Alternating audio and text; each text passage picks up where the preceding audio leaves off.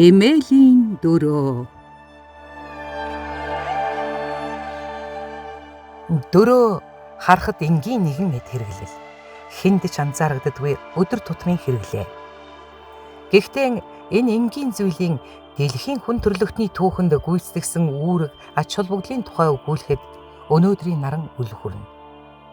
Нүүдэлчид тэр дундаа монголчуудын эртний хийгээд өнөөгийн түүх, соёл, ёс уламжлал, зан заншил, ертөнцийг үзэх үзэлд гүн нөлөө үзүүлсэн зүйл бол дөрөө юм. Энгийн зөөвөндөө хэлбэртэй энэ төмөр эдэллийг нүүдэлчид анх амьдралдаа хэрэгэлсэн нь магадгүй галлыг нээсэнтэй энэ зэрэгцэн. Энэ бол ерөөсөө хүн төрлөختний бүтээсэн олон гайхамшигтай ололт амжилтуудын нэгэн зүй ёсоор тооцогддог. Дөрөө бол хүн төрлөختний түүхэнд үзүүлсэн нөлөөгөөрөө бол одоо соёлын маш том ололт гэж бид нар үзэж ойлгох ёстой. Суурин соёл эрхчлэлтэй ард түмнийн дунд анжис бий болсонтой бол адилтгаж үздэг. Нүүдэлчдийн дунд бол дөрөө үүснээр бол аж ахуй болоод цэрэг дайны урлагт бол маш чухал өндөр ач холбогдолтой нээлт байсан болов уу гэж эдэмтэд бол үзээд байгаамаа. Газар тариалан эрхлэн ахуй амьдрал, соёл, түүх, хот суурингаан барьж байгуулсан суурин иргэншлийн гол суурин анжис гэдэгтэй хинч маргадаг. Учир нь түүгээр л газраан эрхлэн хагалахаас шалтгаалan дараагийн хүчин зүйлс нь тодорхойлогдно. Харин нүүдэлчдийн хувьд анжисны үүргийг чухамдаа дөрөө орлох нь гарцаагүй. Энэ тухай Английн эрдэмтэн Жозеф Нитхэм дөрөө шиг дөмөгхөн мөртлөө дөрөө шиг агуу түүхэн ач холбогдолтой нь туйлын цөөн юм. Дөрөө нь амьтны болон хүмүүний хүчийг холбон нэгэн цогц болгож чадсанараа түүхэн гавьяатай гэсэн юм. Үе үеийн нүүдэлчдийн хүч чадлын нууц нь энэ л дөрөөнд байсан нь гарцаагүй. За дөрөвний ерөөдөө үүсэл бол үүслийн талаар бол эрдэмтэд төв болон зүүн Азид үүсээд дэлхийд даяар тархсан болов гэж үзэж байгаа. За дөрөвний үндсэн үүрэг бол мэдээж моринд мордох бух зориултаа. Монгол хүний дундаж юм бол нэг 70 кг байлаа гэдэг тэр хөндийн жингийн имийг бол одоо багасгаж байдаг. За огсоотны зүй юмнаас ингээ харж яхад бол яг эмээл дээрээс нэг 4 хуруу хэртэй 4 сур байхад одоо эмээл дээрийг хөндөрж яхад бол тэр яг таарж ийн гэж үздэг байх нь шүү дээ. За ингэхээр бол одоо хамгийн ихний байдлаар бол тэр морины нуруунд дээр байгаа хөндийн жингийг бол дөрөөн дээр бол хугасалж хувааж өгч гинэ гэсэн ийм үүрэг бол байгаа. Морин дээрээс харваж намнах, тийм ээ, байлдах, ил дээр тулдах гэх зэрэг ийм давуу талуудыг бол төрүүлж дөрөг эзэмшсэн ард түмнүүдэд бол өгчөөсөн болов гэж миний бодлоор л үзэж байна. Хүн төрлөختийн ерөөсөө эрт үедээ анх адуу малыг гаршуулад энэ адуу морины тусламжтайгаар одоо манайхны ярьдгаар нөгөө холын газрыг товчлоо тийм ээ, алс хол газар нүүдлэх тэр мал аж ахуйгаа амжилттай өсгөж үржүүлэх тийм ээ, энэ бүх боломжийг нээж өгсөн. За анхны үүрэг зориултаас бол мэдээж одоо буух, суух дээр байгаад за дараад нь бол энэ нэг тогтвор гэж нэг юм дээр байгаад байгаа. Дөрөв дээр байж нэг тогтвор олж идэг. Өөрийн гэсэн одоо байр байцсан олж идэг. Одоо адуу булиглаа гэдэгт бол дөрөөн дээрээ бол одоо гიშгэ тогтож идэг ийм ч учиртай. За тийм ч учраас энэ ардын хилэн дунд бол байгаад идэг. Дөрөөн тавг нь салчихгүй бол адуунаас салчихгүй гэсэн ийм үг байгаад байгаа. Тэгэхээр бол яг тэр тогтворыг энэ алддаг гэсэн үг байна шүү дээ. Дөрөөний тавг юм уу дөрөө молтроод ингэ явчихаар бол Дөрөөг үүсэл гарвлын хувьд дэлхийн газар зүйн шинжлэх ухаанд тал хэмээн тодтогсон нутагт үүссэн хэмээн үздэг. Хянганы их уулсаас дорнод Монголын тал, Казахстан хийгээд Украины газар нутгийг бүхэлд нь багтаан Альпийн их уулсын зүүн хормой хүртэлх 6000 км үргэлжлэх газар нутгийг халлагна.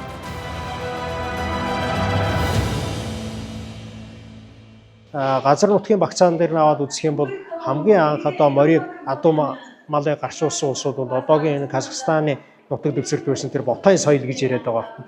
Тэнд байсан хүмүүс тэр ботайн соёлыг бүтээсэн тэр хүмүүс нүүдэлч хүмүүс болохоор одоо анх удаа адуу гаршуулсан байх магадaltaй юм а гэж ингэж үзээд байгаа. Гэхдээ энэ одоо Америкийн археологч одоо антрополог судлаачдын үзэж байгаагаар болохоор ерөөсөө дөрөөг бол одоо яг аль нэг ард түмэн үүсгэсэн бүтээсэн ингээд шууд ингээд тодорхой яг хэлэх тийм боломж бол хэцүү. Яагаад вэ гэхээр одоогийн энэ Монгол улсын нутаг дэвсгэр, Казахстаны нутаг дэвсгэр, за тэгээ бүр баруун тишээ бүр баруун Европ хүртэл, Украин, Оросын өмнөд Оросын тал нутаг хүртэл энэ өргөн удам Евразийн удам нутаглаж ирсэн ард түмнүүд бол эртхэн үедээ бараг бүгдээрээ шахуу нүүдэлчд байсан. Тэгэхээр бол энэ ард түмнүүдийн энэ тэнд нутаглаж байсан хүмүүс л аль нэг нь Овг аймгийн ч юм уу тийм ээ энэ анхны дөрөө үүсгэсэн байх ийм магадaltaй гэж үзэж байгаа байхгүй. Энд хэдэн мянганы туршид бие биенээсээ суралцсан нүүдэлчин ард түмнүүд амьдарсаар ирсэн билээ. Тиймээс хизээ яг хаана гэдгийг тодорхойлоход тун хэцүү. Хүн төрөлхтний түүх бол ерөөсөө л ингээ нүүдлийн болоод суурьшлийн түүх. Тэр дундаа бол суурьшмал ард иргэдч бай, нүүдэлчин ард иргэдч бай ерөөсөө ялгаагүй адилхан морь унж адуу малын одоо тоног хэрэгслийг боловсруулж хөгжүүлж ирсэн. Энэ бүхний хамгийн тод жишээ бол ерөөсөө дөрөв юм байгаа. Дөрөв бол ерөөсөө бий болсноороо дөрөв зохион бүтээснээр хүн төрөлхтөн одоо орчин цагийнхаар бид нэр одоо онгоцоор ингээд алс хол аялж байгаа шиг яг тэрнтэй адилхан газрын холыг товчлох тийм ээ хамгийн гол нь цаг хугацаатай уралдах цаашаа хөгжих дэвчих ийм том боломжийг нээж өгснөөрөө дөрөвний нээлт бол хамгийн гол ач холбогдолтой гэж үздэг юм байна лээ. За яг хөө тэр дурсгал адны зураг нэтэр юмнаас ингээ харж яхад бол анхлаад дөрөөний одоо нэг талын дөрөө үүссэн юм удаа гэмээр байдаг. За тэгээд дараад нь бол хоёр талын дөрөө үүссэн байх боломжтой юм шиг. Өөрөлдвөл одоо анхлаад тэр мордох, буухад зориулсан байх нь шүү дээ. За ингээд дараад нь бол тэр хоёр талын тэнцвэртэй дөрөө үүссэн байх нэ. Дөрөөтэй холбоотой юм бол анх бол дөрөө бол бийс олсоор бол хийдэг байсан байх.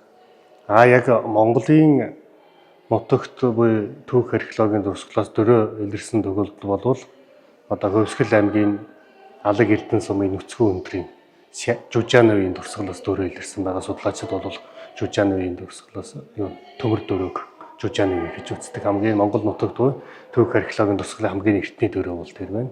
За дараагийн нүүдэлчдийн хувьд бол төрөг буйгар болоод Монголын эзэн төрний оршуулгаас модон болон төмөр дөрөөнүүд илэрч байгаа. Монгол нутагт хүннүүгийн үеэс дөрөөг хэрэглэх болжээ. Түүнээс улбаалan дараагийн нүүдэлчдийн улсууд дөрөөг өөрөмшүүлэн хэрэглээндээ тохируулан өөрчилсөөр иржээ. Баттай их сурвалжаар Монгол нутгаас Сян би Жужааны үеийн дөрөөний олдвор олджээ. Энэ нь Ромын үеийнхээр Марк Аврелигийн үед хамаарна гэсэн үг. Алдарт гладиатор киноны эхэнд гардаг эзэн хаан. Энэ зураг дээрх хөшөөн дээр Марк Аврелиг морио унан ард түмэндээ үг хэлж байгаагаар дүрсэлжээ. Та бүхэн түүний имэйл нь дөрөөгүй байгааг анзаарсан болов уу? Угтаан бол хүннүүчүүд баруун зүг нүүдэллэхдээ дөрөөг баруунд тархаасан гэж үзэх эрдэмтдээ ч бий. Тэгвэл Монгол нутагт төрөг уугарын олдврууд дөрөөгөр баян. Тухайн үеийн дөрөөнүүд гаднах хийцийн хувьд төдийлөн өөрчлөгдөөгүй боловч сайн ажиглал ялгаатай. Бус орчуулгын дурсгалын үед он цаг нь бол төрөг уйгарын үед толгодох морьтой орчуулгаас алсан. За жишээлбэл одоо яг энэ дөрөвний онцлог гэх юм бол Синжин босоо. Тэгээ Синжин босоо мөртлөө одоо дээрээсээ ийм дахиад жижигэрсэн дөрөөний дээд талын Синжиний босоо синжтэй. Тэгээ доот талын тавган нумарсан зарим тохиолдолд зарим дөрөө бол тавган дээр ийм дөрөв ширхэх нөхтэй байгаа. Энэ нөх нь одоо үүрэг зориултын ямар юм гэхээр ерөөсөө л тухайн одоо адуу мал унах хэрэглэх мөн одоо тухайн хэрэгцээнээс шаардаж гарсан нөх гэж ойлгож байна. Өөрөөр хэлбэл одоо гуталтаа өвлийн цагт морь унахад бол гутлын уланд наалцсан цас бол энэ дээр одоо тогтож мөсчихгүй тийм ер нь үүрэг зориултан бол тийм юм да. Хожим одоо Монголын эзэн төрний үед холбогдох дөрөө бол энэ төрөг дөрөөнөөс арай өөр хэлэртэй. Дээдлийн Синжин намсаад ирж байгаа. Тэгээд доот талын тавг нь бол ийм нумарсан биш хавтгай тавгтай арай өргөн тавгтай болгож байгаа. Дөрөөг одоо зөвхөн морь эмээл хазаартай хэрэглэхээс гадна тэмээнд бас хэрэгэл. Тэмээнд яаж юу гэдэг юм гэхээр тогштой хамт хэрэгэлдэг. Тэрний нэг хэлбэр нь одоо бол энэ харагдаж байна. Ингээд тогштой дөрөөтэй. Энэ яг дөрөөний хэлбэрийг бол хавирган дөрөө гэж нэрлэдэг. Төв Монголын нутагт бол хавирган дөрөө, баруун Монголын нутагт бол хавсан дөрөө гэж нэрлэдэг. Энэ дөрөөний ерөнхий хэлбэр хийц уламжлалын хувьд бол Монголын эзэн төрний үед холбогдох дөрөөтэй нэлээд төстэй. Яагаад вэ гэхээр дээд талын Синжин намхан, доод талын тавган нэм өргөн тавхт. Ер нь бол гаднаас нь харахад энгийнтэйгэн адил Түүний зориулалтч тун тодорхой. Мориндоо мордох, мориноосоо буухтал зориулжээ. Дээд талын дэгээ буюу нүх нь дөрөөний сурыг өлгөх зориулалттай бөгөөд синжигнэ. Хавирга гэдэг нь синжинээс доош хоёр талаар салбарлан тавгтай нийлэх хэсгийг хэлнэ. Харин энэ хоёрынхон доор эзний хөл гიშгэх суур бүхий хавтгай хэсгийг тавг гэнэ. Мөн дөрөөний толь гэх нь ч бий. Янгианаас агтавчнаас янга хүртэл бол толгой үг дагалдсан байдлаараа нэг 500 гаруй толгой үг байж байгаа. За тэр дундаа бол морин дидэлж хэрглэж байгаа тоног хэрэгслийн эмээлийн бүрдэл хэсэг 4 байж байна. Гарын ганцганд хөлийн дөрөөнд хүргэх гэж хэлцдэг. Аяны дөрөө гэх нь ч бий. Дээс нь дөрөөн дээр гэх нь бас бий. Энэ бүгд тус тусдаа томоохон биелэгдэл зан заншлыг заадаг. Монгол ёсонд хүүхдийг анх моринд мордуулах хийгээд алс холын аян замд мордуулах зэрэгт эх хүн үр хүүхдийнхээ дөрөөг сүүгээр милаах нь аюулаас хол байхыг хүссэн дөрөөтэй холбоотой хатуу ёр бэлгүүдийг зөрүүлэн зөөлөлсөн хэрэг юм.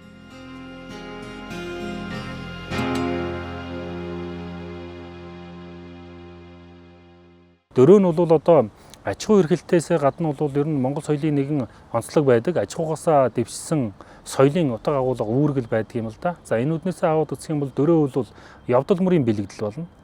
Тэгээ юмчин дандаа хоёр утгатай байдаг учраас явдал мөрийн бэлэгдэл болж байгаа юм бол бас нөгөө зүйлийнхэн бас төгсгөл нь болж байдаг. Төрхөөс үхэх гэхийн учир талигаачийн хойтхыг уншсан ламд эмээлтэй морийн нөхтөн дөрөөг нь авсан оосор өрөөл чөдөр өрөөс нь дөрөөг гэрийн зүүн талд хавчуулан өхөн бий.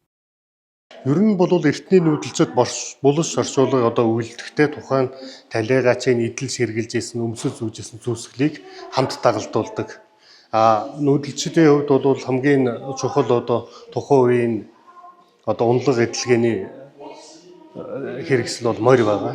Тэгээ морьтойгоо дагалдаад адуу малын тоног хэрэгслийг одоо тэр тухайн талигаачийг булш орчуулганд хамт дагалдуулж хийж байгаа. Яг энэ байдлаас бол тэр эмээлтэй хазаартайгаа дөрөвтэйгээ оршуулж байгаа учраас дөрөв нь бол булш орчуулганд дурсгалаас гардаг. Оршуулгатай холбогдох дөрөвний зан үйл байж байна. За ингээд хүүхдийн оршуулгатай холбогдох дөрөв холбогдож байгаа байдал байдаг юм уу? За эсвэл аливаа нэг хүнийг одоо шийдэх байдаг юм уу? Эсвэл сүүлчийн замд нь өдөх үед энэ төр бол одоо өрөөсөн дөрөвтэй морин дээр мордуулах байдаг юм уу? За энэ бол одоо таны одоо зам мөр бол энэ хөрөй төгсөж байна. За таныг бол одоо шийдэх гэж байна гэсэн ийм энэ төр санаанууд бол гарч ирэх хэвээр. Хүү төрөхөд эцэг нь морь эмээлийн зэхэн.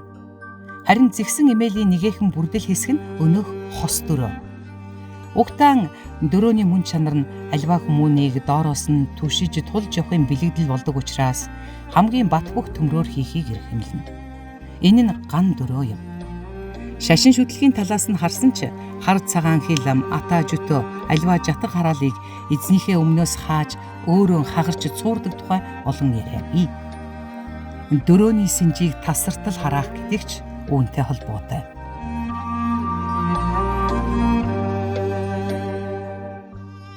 Дөрөөг бол тухайн эзнийхээ сүлдхийн ямарыг авч явдаг гэж үздэг үүднээс дөрөөгөө бол аль болох газар тавихгүй, дээшээ залах, дээгүүр нь гიშгэж алхахгүй байх, дөрөөгөр хин нэг далаахгүй байх, эзэнгүү эмээл дөрөө байвал түүнийг хүндэтгэж оролдохгүй байх зэрэг юм хойроо цээрүүд монголчуудын дунд бол байдаг. Монголчуудын дөрөөг хүндэтгэх, дөрөөг цээрлэх ёс бол ерөнхийдөө адилхан. Гэхдээ дөрөвний дом гэдэг зүйлүүд байдаг. Тэрэн дээр юу байна вэ гэхээр айлд одоо хүүхд тогтохгүй байвал чин төрсэн хүүхдтэй бол дөрөөгөөр домнох. Тэгээд хотод сайн нохоогоо бол дөрөвний дундуур гөлөг байхад нь оруулах, тийм ээ, сайн банхаруулах ийм домууд байдаг.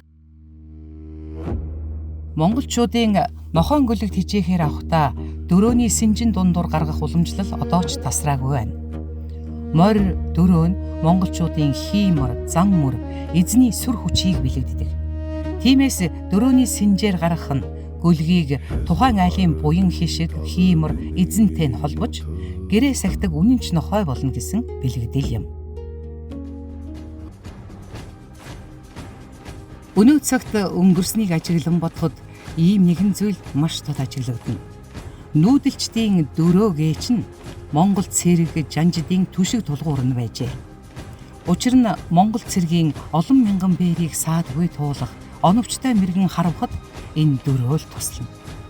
Зүгтж байхдаа эргэн харваж дайсандаа ихээхэн хохирол учруулах тактикийг дөрөөгүйгээр төсөөлөхийн аргагүй. Дөрөөн дээр босоо хорон давхитг нь зөвхөн монголчууд билээ. Жангар туйлд бол нэг сонирхолтой зүйл байдаг. Тэн дээр юу өгүүлэгддэг вэ гэхээр ган дөрөг жийж газар усаа алдаагүй, төмөр дөрөг жийж төр улсаа алдаагүй гэж байна. Тэгэхээр бол газар бол одоо төр улс орчхийн үндэс.